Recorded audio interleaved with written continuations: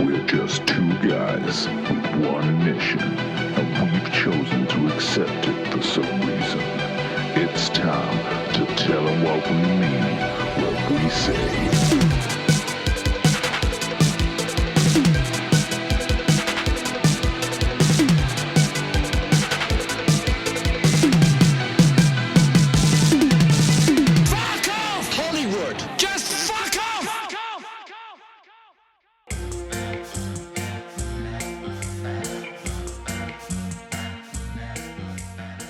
Hi there. How are you? Hi there, we just watched Tobe Hooper's 1981 film, The Funhouse, and it was not. It was not. No, I can see at least one thing wrong with that title. It was not fun. It was fucking boring. Oh, God. It was a live-action Scooby-Doo. It was a live-action Scooby-Doo with some off-screen violence, with some Rob Zombie sensibilities. Yeah, I still kind of question that. Fucking hell! Jesus Christ, this was bad. All right, he's a hack. He's a fucking hack. We were discussing this before. And yeah. Out of the three films that aren't Poltergeist, one is good, which we think was a complete fluke and born out of necessity. The other two that we've watched during this have both been absolutely fucking dreadful. Yeah, I don't understand. Given a budget, he just seems to completely lose the plot. Like, it doesn't... I don't even know where the fucking budget went. It doesn't look good. No, most of it was out of focus. Most of it was out of focus. It was... like, it might have been 3D. There was, like, no gore effects. No. The actors are dreadful. Yeah. Where does the money go? Building an entire... sets? Carnival? Maybe they built an entire carnival. Well, they didn't look great. They look kind of trashy and piss poor and slopped together. Maybe that was the exact look they were going for, Steve. Well, I mean, most carnivals do look like that, I guess. Okay, let's get this shit show on the road, eh? Well, it's going to take about 5 seconds to explain the plot. Okay, there's a carnival. 4 kids go to it, some of them die. Yeah. I guess there's a bit more to it. So there is a bit. There's a lot. Not an awful lot more. There's a young girl who gets pranked by her brother when she's in the shower. Mm-hmm. This girl is of questionable age. Yeah. And she's very nude, which led us to believe... I'm starting to think that if we put this publicly, maybe I need to be very careful. Maybe should get some sort of legal advice before we say too many things. Well, maybe I need to be careful about the things I say about Tobe Hooper. Given the history, which we shan't go into. Well, I guess it's fine to go into now because the people at the festival explained the story after he died. Okay. So I guess I don't know if I explained it on the last one though. Did I talk about the Tobe Hooper incident? I actually don't remember if you did or not. I guess I would have to go back and check. So either there's going to be a real hard edit right here, or I'm going to tell the story. Yeah. I'm sure, I kind of feel like I did. I can't remember. Well, I mean, we do still have the original Toolbox Murders, so we can always revisit that and then compare it to the remake that I've definitely seen that I did not like. Right. And which director was that? Look, I think it needs to be said before we go in and do you want to go through it or not? Hold this film's feet to the fire, which we will, so to speak, is that I love Texas Chainsaw Massacre. Yeah, I think it's a goddamn masterpiece. Yeah, I think it's it's every kind of thing I like. It's silly in places, it's terrifying in places, but in general it's super grimy and the mood is like fucking horrible, awesome. It's super inspiring. You want to have a shower after it. It's just fucking gnarly and dirty and it's like one of the most inspiring pieces of art I've ever seen in my entire life, and that's why it's so heartbreaking to watch Funhouse and then go, oh my god, what the fuck happened? So anyway, the girl of questionable age mates up with her boyfriend and their friends, and they decide to go to the carnival for the evening. Yeah. Because the young brother pranked the sister, he's told he can't go to the carnival. Yeah. But he sneaks out anyway. Yes. On the way, there's an amusing incident where he's walking down a road, a man pulls up in a truck, offering him a lift. The little boy gets scared. So in response to that, the man in the truck pulls a shotgun on him. Yeah.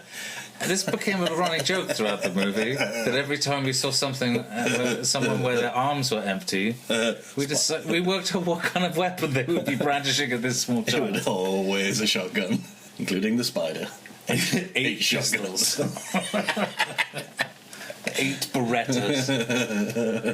So everyone goes to the fun fair, the fun thing, and then they decide after seeing some. No, we need to step back.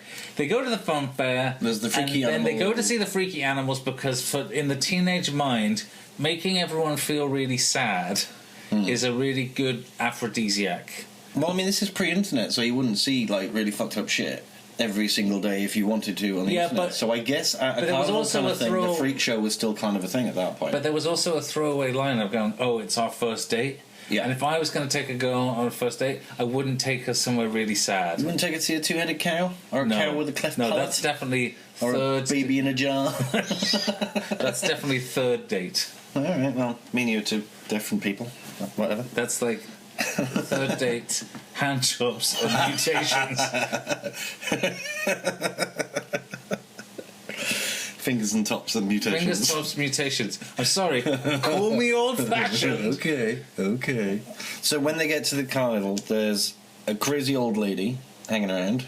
There's a crazy old lady that doesn't really have much to do with anything, really. No, there's a filthy old man. Yeah, it doesn't really have much to do with anything. And there's a hold me close, young tiny Frankenstein. Yeah, there's a tiny Frankenstein. So the kids decide, we're gonna go to the Funhouse and we're gonna get off the ride and we're just gonna stay there the night, like as a dare. Yeah.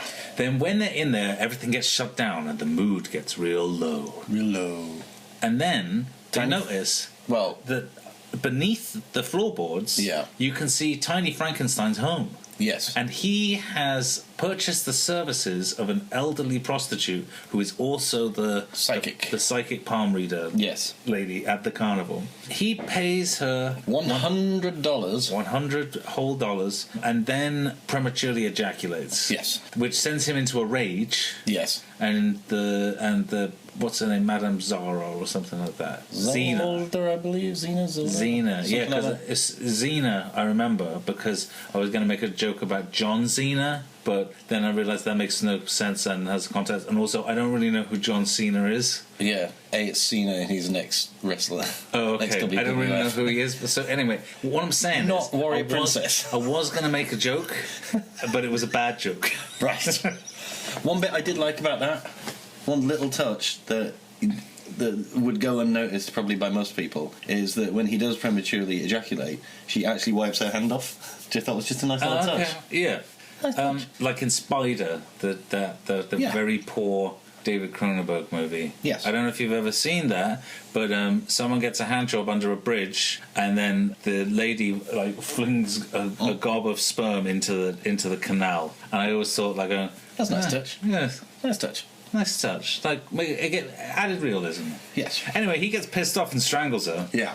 And then the carny guy who has at least 3 roles, or at least 3 roles are played by the same actor. Yes.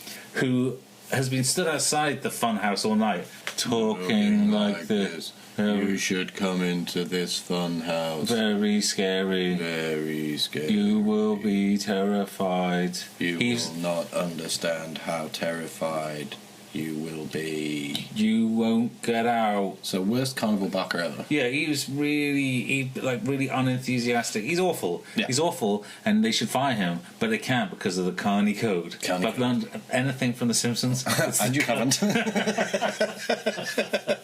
It's the Carney Code. What about the Carney Code? And that women should stick to women's sports, like foxy boxing and such and such. Steve James says it's Homer Simpson, actually. So he comes down. No, he doesn't come in straight away. He finds Is it clear that the kids have gone downstairs, have witnessed the murder? Yes, they've witnessed the murder. We haven't seen his face yet, so I'm not going to call him what I'm going to call him once we do see his face. But then Tiny Frankenstein disappears. The kids then go downstairs to that room, look at the body for a little bit for some bizarre reason, and then nick all the money. Yeah, nick all the money. Then they go back upstairs to exactly where they were previous to that, staring through the floorboards. Tiny Frankenstein and Carnival Barker come back in. Yeah. Then Carnival Barker rips the Frankenstein mask off. Yeah. And it turns out to be essentially a mix of Eddie the Ed, the Iron Maiden mascot, and Fluke from the X-Files. And also the weird mutant kid from Phenomena, the Dario Argento movie, which I think came out the same year. Right. I had the same mask then. I question that. Yeah. Well, no, it's just that this is like a kid's version. I wonder if Dario Argento called Toby Hooper, and then Toby Hooper doesn't speak Italian, so he was very confused by that. I don't give a fuck, I'm going to do what I want anyway. But then they ended up doing the same thing. Yeah. Because we're all connected, man. Yeah, we're all one, baby. We're all one creature on the back of a sea turtle in Stephen King's cooked up mind in space. Sure, why not? It's as plausible as any other idea of reality we've ever had. Yeah, well, that's the new one, the unified theory of Stephen King's space Stephen turtle. King's Coke Turtle. Coke turtle. Stephen King's Coke Turtle. If that's not a band by the end of the year, I don't know what is.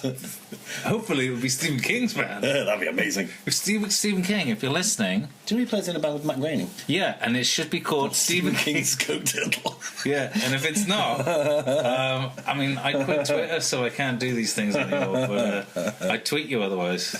But maybe I'll go to a lecture and I'll do the Q&A and I go... Have you considered calling him? Anyway, the unified theory of Stephen King's Coke Turtle denotes that I don't even know where I was going with this. No, me neither. So then the thing is the unified the unified theory. We're going on with this. Yeah, of course, it's the best thing about this whole discussion. The unified theory of Stephen King's Coke Turtle is that everything's connected, and even though Dario Argento and Toby Hooper basically came up with the same idea. But one as a child and one as a slightly older child. Yeah. Okay. It's like how they made Dante's Peak and Volcano at the same time. Yeah. Or like Armageddon and Impact. Deep Impact. No, wait a minute. Which was the? Or those two fire documentaries. People have the same idea and just do them at the same time. Yeah, like what canon films do. Yeah. Like the Asylum. No, the Asylum.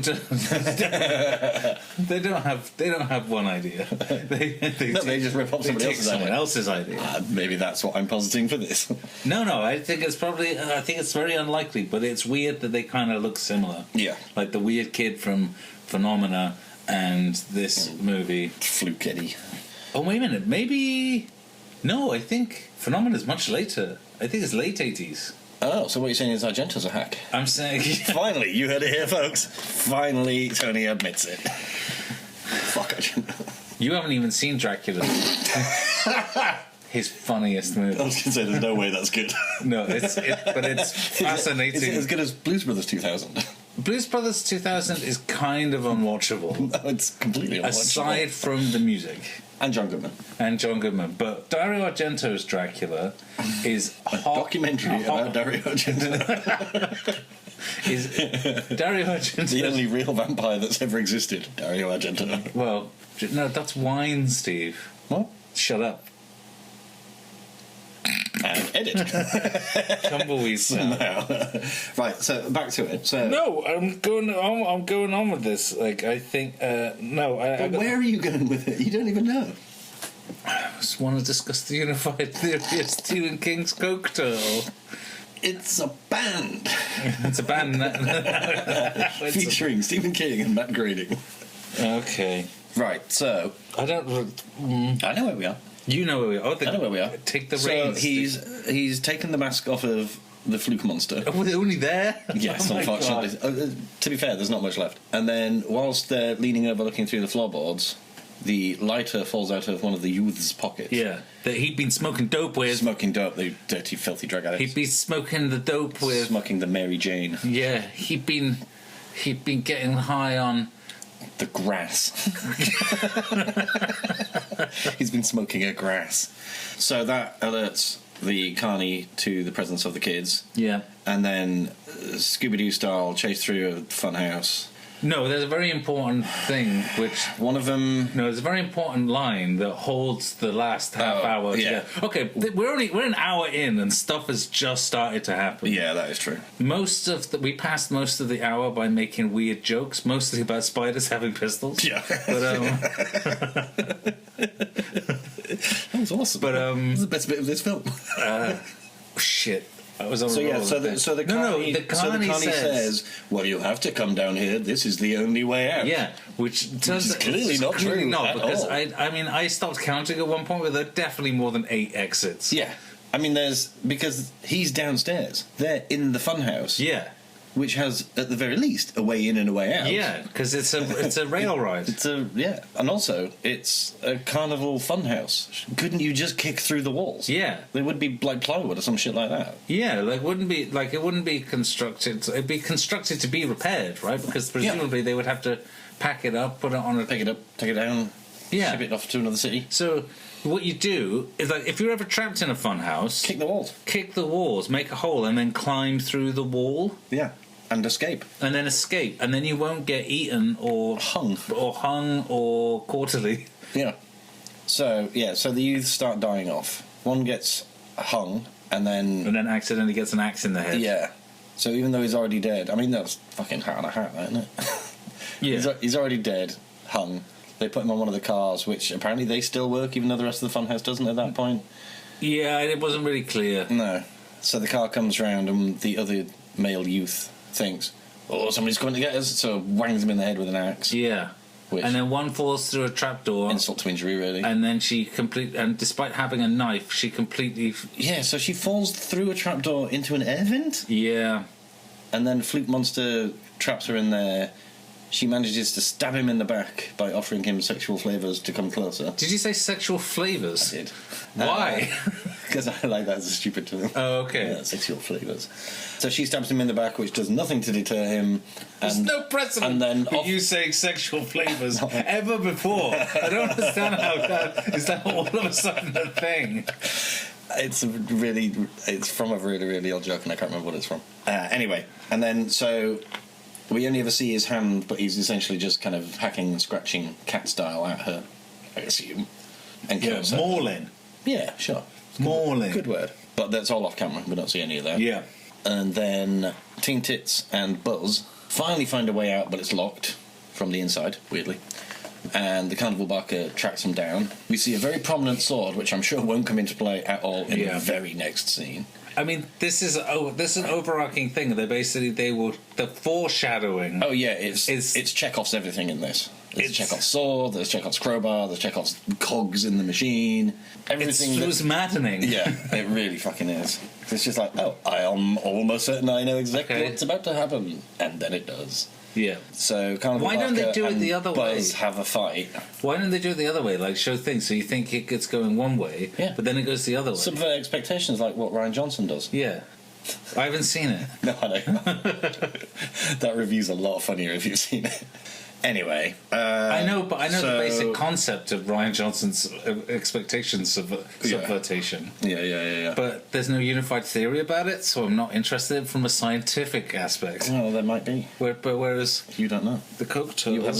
You haven't seen that film yet, so no, it's unlikely I will. So anyway, fuck Disney. Look, I want to get through this. No, Carnival Guy and Buzz have a fight. Carnival Barker ends up being pushed onto the sword and eventually dies. Takes too long to do that, but eventually dies. Yeah. Then Fluke Monster jumps down, starts having a Barney. The Teen Tits goes through a door whilst the Fluke Monster and Buzz are having a fight. They hear gunshots, and then, oh no, the door opens and Buzz is brought out dead. Yeah, on a thing. Yeah. Then she somehow gets into the vents. She goes through into the mechanics. Yes, goes into the mechanics of the ride, the Funhouse, and then she basically tries all the doors, which of course won't work. Which won't work because there's no other way out except the two doors that are in this one room. Yeah, and she has a crowbar. Yeah, and then she finds a crowbar. And she doesn't think about it to help open the doors. She just uses it to bash the fluke monster, and then he gets electrocuted, and then he gets put on the hooks that are going around. I don't really understand why there were hooks. Maybe it's a way of drying their wet clothes. Yeah, and maybe it doubles as a sort of meat locker. Yeah, maybe they can smoke stuff in there. Yeah. Like the grass.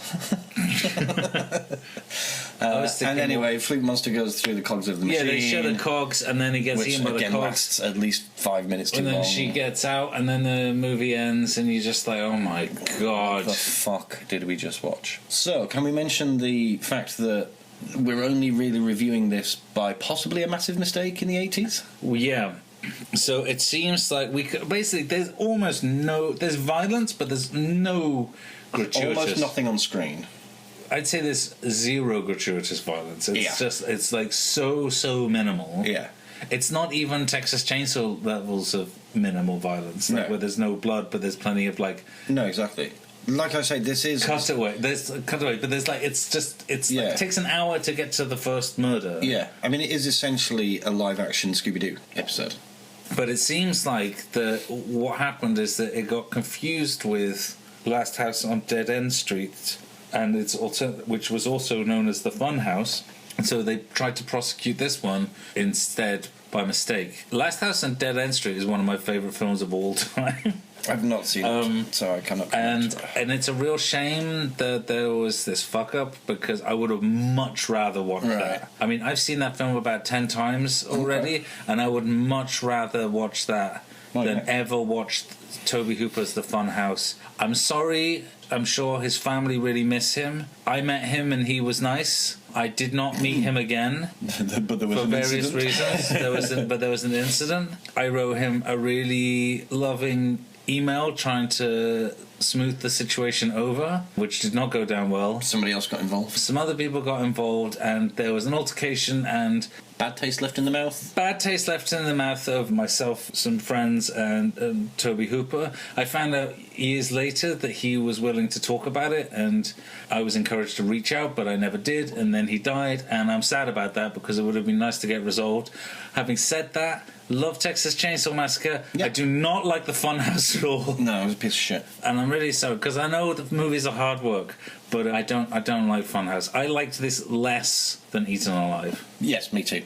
At least Eaten Alive had like fucking crazy ass performances. Yeah.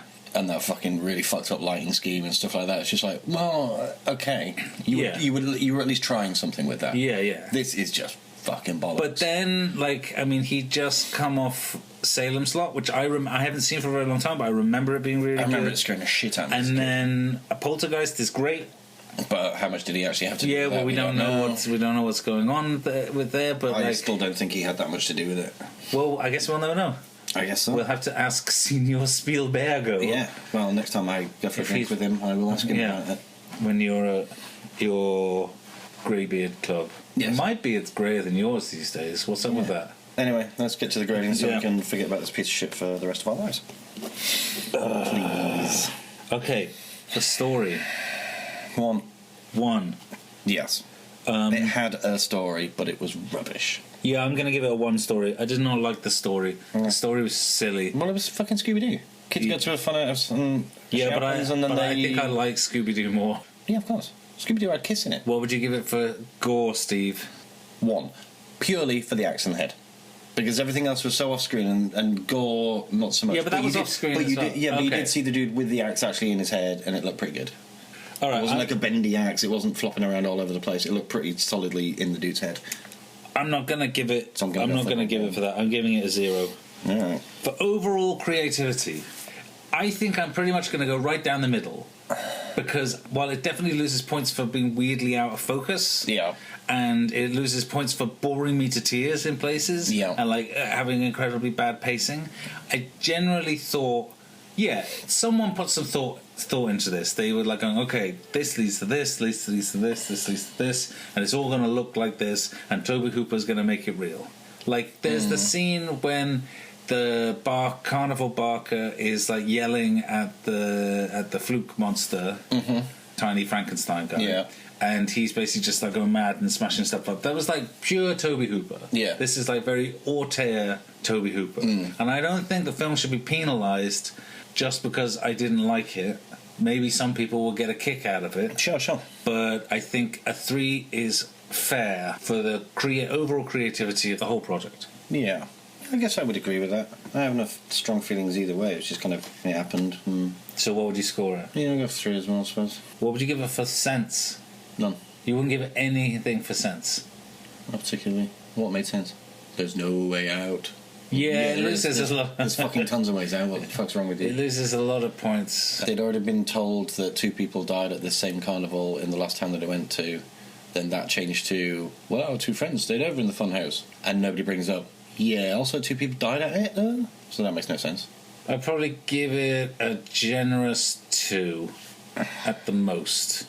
I'm not going to give it a 0 because one thing did. It wasn't as if I was devoid of details. I can live without knowing where the fluke monster came from. All right, okay. I will go 1 then, just because. Yes, A leads to B, leads to C, leads to D. But there are so many bits in it that are just like. But it loses a lot of points. It loses a lot of points for like, oh, this is the only way out. When that doesn't. That clearly wasn't true. That's like a big one. That's like what the entire last third of the movie hinges on. Yeah. The name of the film hinges on that. Because otherwise it's Carnival. Yeah. Because you would be out of the Funhouse and you'd be running around the carnival getting chased by a crazy fleet monster. What would you give it for the music, Steve? Was there any? Yeah, it was all very orchestral. Very classic. Didn't really notice it. Alright, so what would you... 1 because it has some, apparently.